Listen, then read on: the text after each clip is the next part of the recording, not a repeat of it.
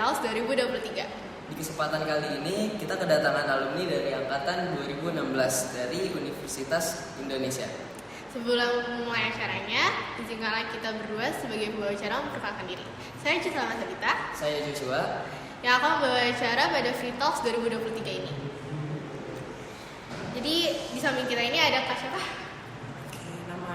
Perkenalkan semuanya, nama aku Tiara. Aku dari angkatan CI angkatan keempat gitu. Jadi saya waktu itu aku masuk tahun 2014, lulusnya 2016.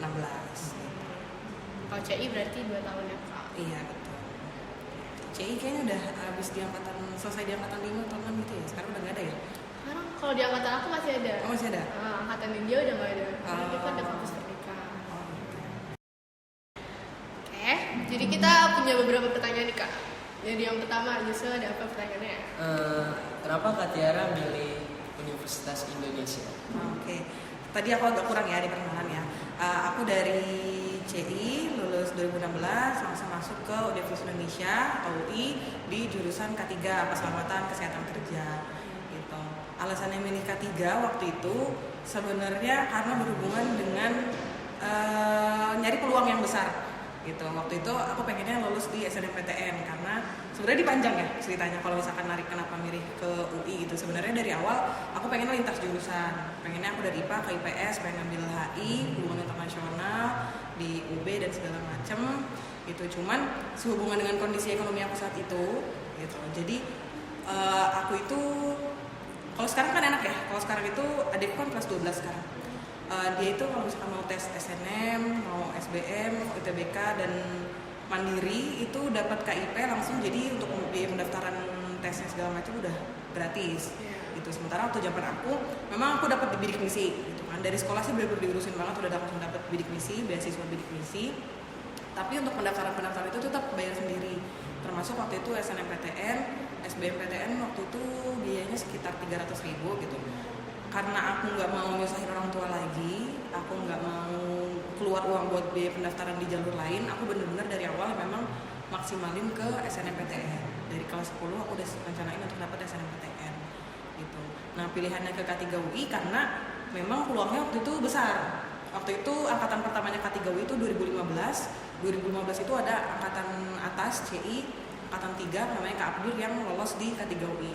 Itu karena dia lolos di situ, berarti kan otomatis peluangnya gede dan dia jurusannya masih kecil, masih dikit diketahui orang. Gitu. Karena dia masih baru, akhirnya aku pilihlah jurusan itu gitu.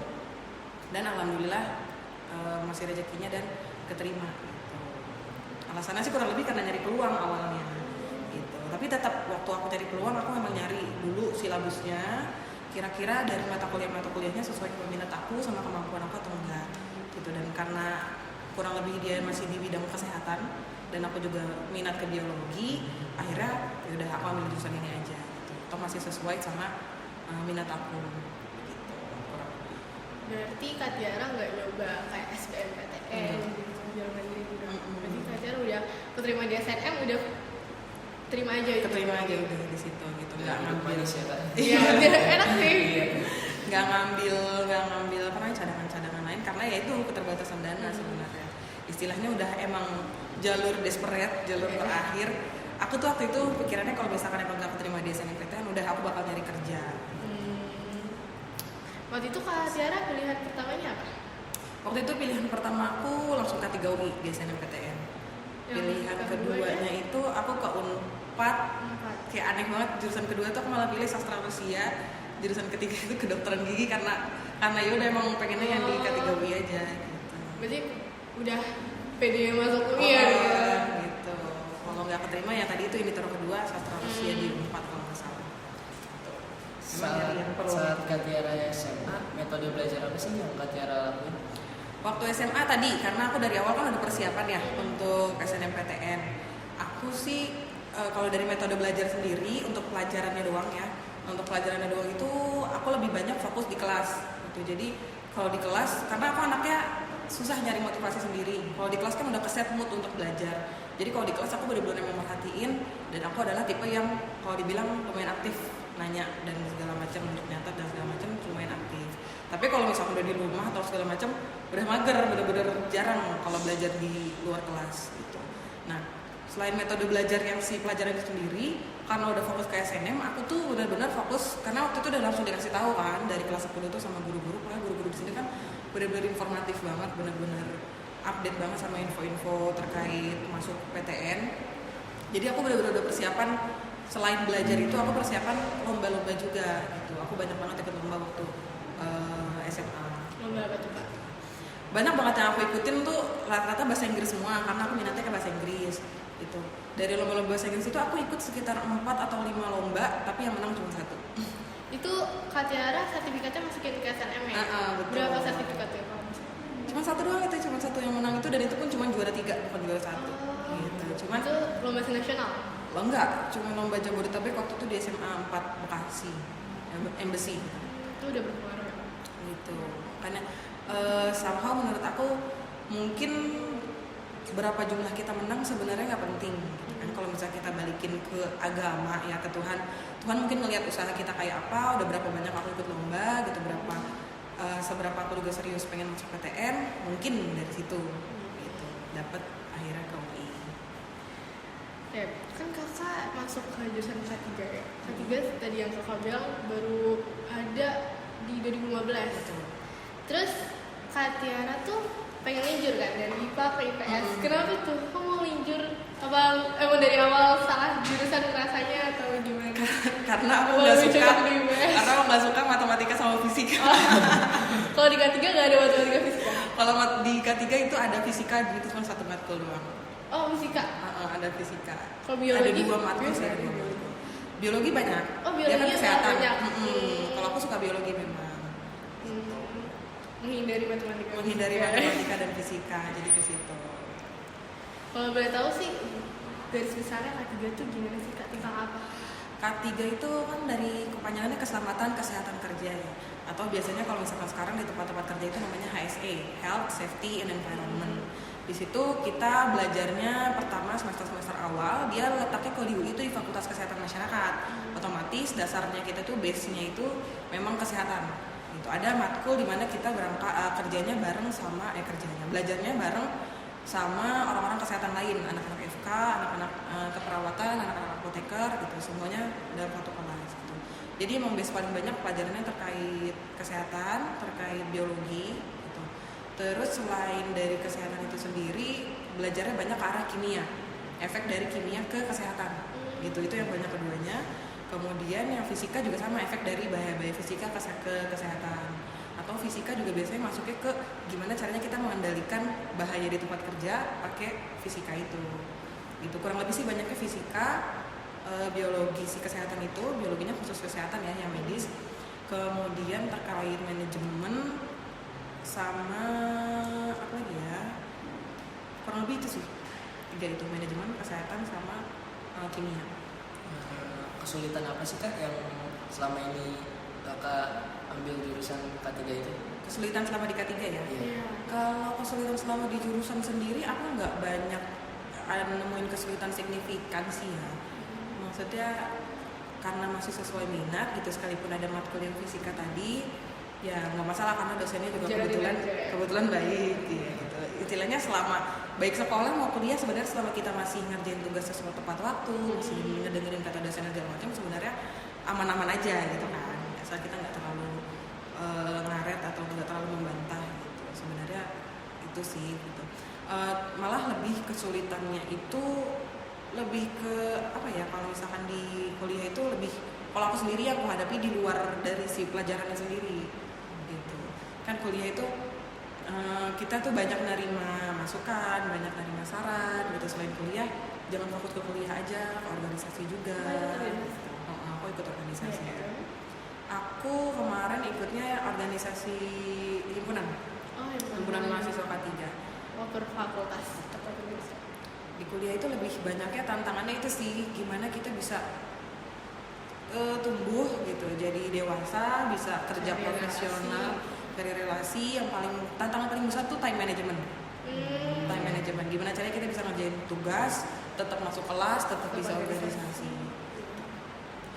Yang beda dari SMP. Betul. Terus Kak Tiara berarti udah lulus kan? Iya. Berarti ini pas Kak Tiara lulus, Kak tuh fokus nyari kerjanya gimana Kak? fokusnya ke bidang apa nih, ke rumah sakit kah, kan kesehatan masyarakat atau gimana, kantor-kantor? Oke, aku udah 2 tahun lulus. 2 tahun apa 3 ya? Masuk 3 tahun. Udah tua banget. Aku masuk tahun ketiga lulus dari kampus. Aku masuk tahun 2016 kampus, lulus tahun 2020.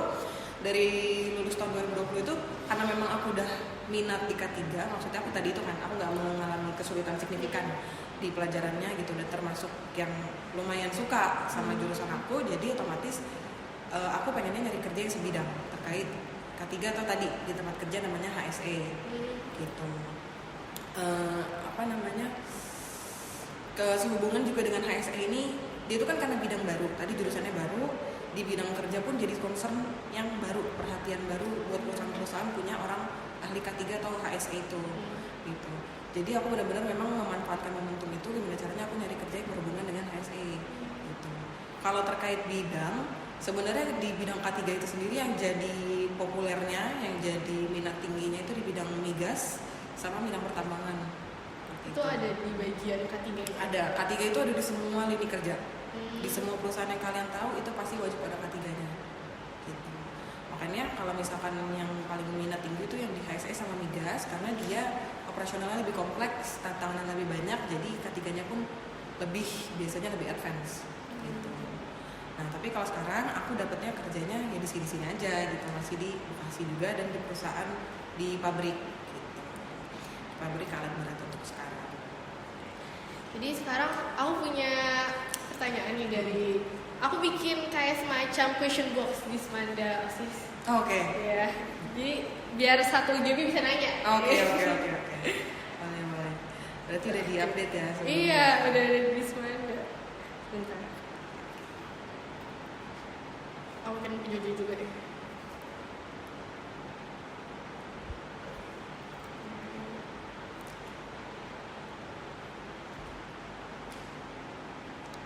Jadi ada yang nanya nih Kak, jurusan kreatif advertising UI itu masuknya ke fakultas apa Kak?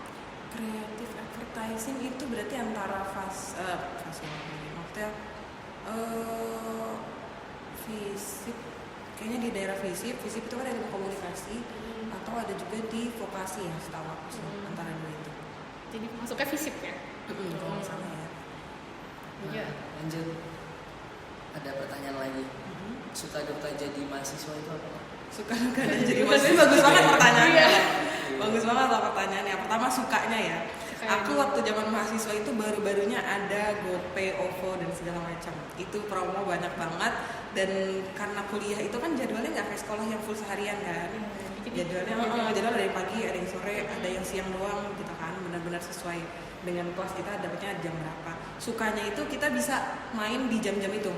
Di jam-jam kita lagi nggak ada kuliah, kita main dulu. Jam-jam kuliah lagi nggak ada kuliah, kita bisa ada banyak waktu-waktu kosong di antara kuliah itu. Gitu, makanya aku bilang tadi tantangannya time management, apa yang mau kita lakukan di jam kosong kita itu yang menentukan nanti kita bagaimana. Gitu. Sukanya sih itu ada banyak waktu-waktu kosong, terus suka yang lainnya itu yang pasti jadi kebuka banget wawasan kita ketemu dengan orang-orang yang hebat-hebat, kita ketemu dengan orang-orang yang berbagai macam, ketemu dengan opportunity atau kesempatan-kesempatan yang berbagai macam, ketemu juga dengan berbagai macam knowledge baru atau wadah organisasi atau wadah berkembang yang baru. Itu sukanya di situ. Dukanya sih banyak ya. banyak juga. Dukanya karena di kuliah ini ya kalian sudah mengarah menuju dewasa, kalian diharapkan udah bisa bertanggung jawab atas segala keputusan yang dibuat. Gitu. Mungkin kalau misalkan aku bisa cerita, salah satunya kenapa aku bilang time management juga jadi penting gitu. Waktu itu aku benar-benar semangat ngambil banyak kepanitiaan, ngambil banyak organisasi sambil kuliah gitu. Saking overwhelmnya akhirnya beberapa amanah mungkin harus ganti-gantian, harus benar-benar rebutan waktu gitu. Itu tadi jadinya benar-benar kita harus bertanggung jawab atas pilihan yang kita buat. Gitu. Gimana caranya pilihan yang kita ambil, konsekuensinya kalau misalkan kita nggak bisa jalanin dan segala macam, itu yang salah satu yang jadi tantangan sekaligus dukanya gitu. karena kita benar-benar harus bertanggung jawab apa yang kita lakukan. Banyak kesempatannya, betul. Harus semangat. Oke deh, berarti udah sih pertanyaannya itu aja.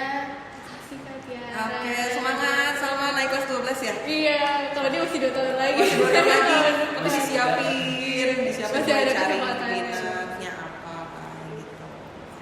Oke. Jadi segini aja Free Talks hari ini. Makasih lagi buat Kak Tiara. Makasih banget. Iya, sampai berjumpa di Free Talks selanjutnya. Dadah. Assalamualaikum warahmatullahi wabarakatuh.